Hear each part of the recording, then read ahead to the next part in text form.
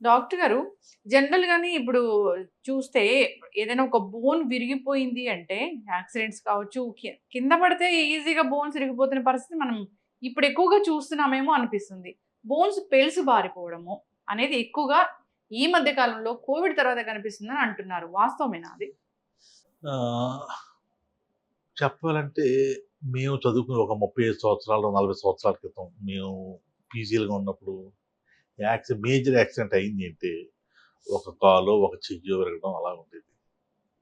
గడిచిన 2 దశాబ్దాల్లో కూడా చూసుకుంటుంటే యాక్సిడెంట్ అయింది అంటే కనీసం 4, 5 ఎముకలు ఇరిగొస్తున్నాయన్నమాట. హ్మ్. మెయిన్ కారణం ఏంటంటే ఆల్కహాల్ సేవించి డ్రైవ్ చేయడం, ర్యాష్ డ్రైవింగ్, ట్రాఫిక్ సెన్స్ లేకపోవడము, సెల్ ఫోన్ మాట్లాడుతూ మొబైల్ మాట్లాడడం, last but not least roads, bad roads and high velocity vehicles. అంటే ఈ చూడండి ఇవన్నీ కూడా టూ వీలర్స్ కూడా ఇప్పుడు 200, 350 సీసీ. మా చిన్నప్పుడు ఏంటి ఒక లోనా, ఒక సువేగ అలా లేకపోతే ఒక వెస్పా ఇటువంటి ఉండే ఆ రోజుల్లో. అవును. ఇప్పుడు ఏంటన్నీ కూడా ఈ వెహికల్స్ పెద్ద పెద్ద vehicles two wheelers 350 CC, 500 CC అనమాట. హ్మ్.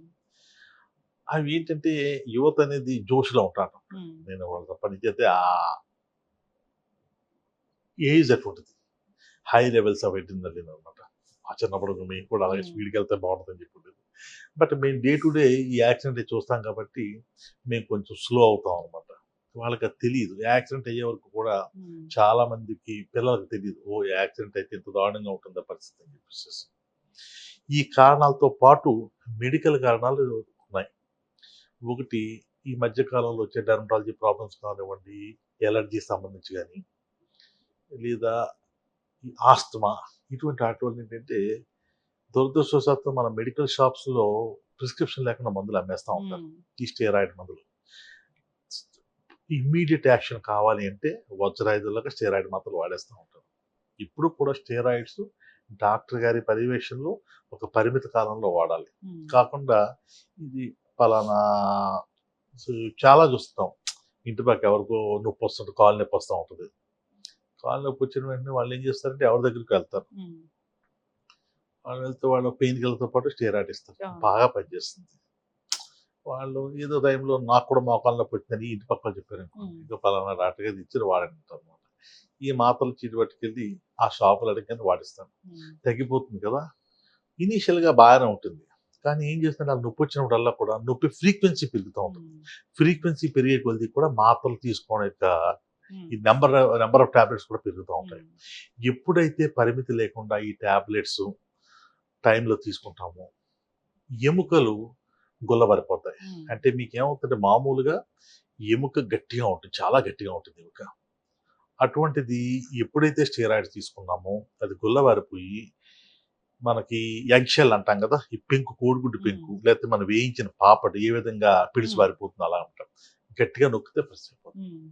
ఇంకోటి ఈ మధ్య కాలంలో ఈ ఎముక బాగా పిలుసుకోవడానికి కారణం ఏంటంటే ఒకటి ఆల్కహాల్ కన్జంప్షన్. ఈ ఆల్కహాల్ కొంచెం చిన్న వయసు నుంచే తాగడం. హ్మ్. తర్వాత జంక్ ఫుడ్ ఒకటి, ఏరేటెడ్ సాఫ్ట్ డ్రింక్స్, ఇంకా చెప్పంటే ధూమపానం. హ్మ్. దీంతో పాటు వైటమిన్ డి డెఫిషియన్సీ.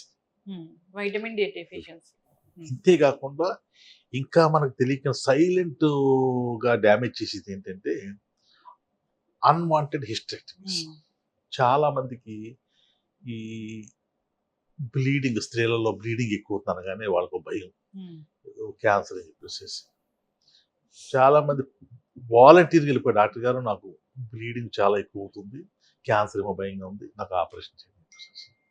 మామూలుగా శాస్త్రీయంగా వెళ్లి డాక్టర్‌లయితే ఎవరో చెయ్యరు. హ్మ్. కొంతమంది డాక్టర్‌లకి తెలియక గాని లేదా రకరకాల కారణాలతోటి హిస్టెక్టమీ చేయడం. హ్మ్. దీంతోటేంటంటే హార్మోనుల యొక్క సమతుల్యత లోపించి హ్మ్. ఈ ఎముకలు పీల్చి పడిపోతున్నాయి. అంచేత చిన్న చిన్న పడిపోవడాలకి లేదా చిన్న యాక్సిడెంట్‌కి హ్మ్. కాలు, చెయ్యి విరిగిపోవడం, లేతే వెన్నుపూస విరగడం ఇయన్నీ జరుగుతా ఉన్నాయి. హ్మ్. పడి ఇంకా పడగానే తుంటి విరిగిపోవడము. హ్మ్. ఎక్కువగా ఇదే చూస్తూ ఉన్నామే. పడగానే తుంటి విరిగిపోవడం అన్నది కామను.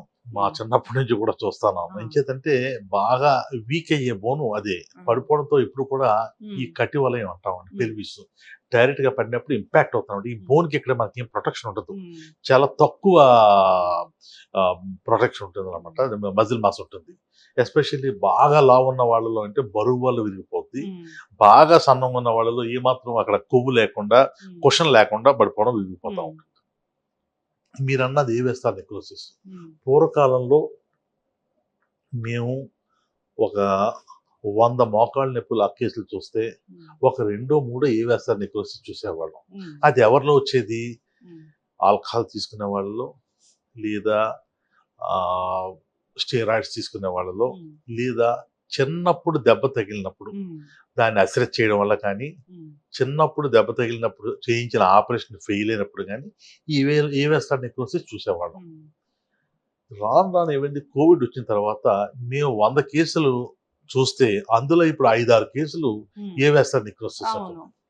ఎందుకు అని చెప్పి రిట్రోస్పెక్టివ్గా స్టడీ చేస్తే ఈ కోవిడ్ మహమ్మారి వచ్చిన తర్వాత ఉమ్, అప్పుడు డాక్టర్స్‌కి అప్పుడేంటంటే మెయిన్ ప్రతి వాళ్ళకి కూడా పేషెంట్‌ని ఎలా బతికించాలని అవును. చూసారు తప్ప, స్టెరాయిడ్స్‌ని ఇంత విచ్చలవిడిగా వాడడం వల్ల వచ్చే కాంప్లికేషన్స్ ఏంటని చూడల. ఉమ్, ప్రతి వాళ్ళు మీరు చూసే ఉంటారు. అప్పుడు అవును. కరోనాలో ఎలా ఉంది, ఈ పేషెంట్ బతికితే చాలు, అంతే. ఏమైపోయినా పర్లేదు ఉమ్, అన్న స్టేజ్‌లో అంటే పేషెంట్‌ని సేవ్ చేయడానికి అది డాక్టర్ తప్పట్టు నాకు లేదు. ఎంచేతంటే ఆ రోజుల్లో నీడ్ ఆఫ్ ద అవర్ ఏంటంటే ప్రాణం కాపాడడం. ఉమ్, స్టెరాయిడ్స్‌ని అధిక మోతాదులో ఇవ్వడం అన్నీ ఉమ్, చూసారు తప్ప, దాని యొక్క కాంప్లికేషన్స్ లేకపోతే సీక్వెల్ అంటాం దాన్ని. ఉమ్, ఇలా వస్తుందని చెప్పి ఎవరు ఊహించలేదు. ఉమ్, ఇన్‌ఫాక్ట్ నేను తెలుగు రాష్ట్రాల్లో ఫస్ట్ అంటే నేను నోటిఫై చేసేది, చాలామంది నోటిఫై చేసుంటారు. చాలామంది బయట చెప్పలేదు గానీ, నేను నోటిఫై చేసి ఉమ్, సాక్షిలో అనుకుంటానండి. ఉమ్, ఇది నేను ఒక పెద్ద ఆర్టికల్ కూడా రాశాను. ఉమ్, తుంటి సమస్యలు ఎక్కువవుతాయి అని ఉమ్, చెప్పేసేసి.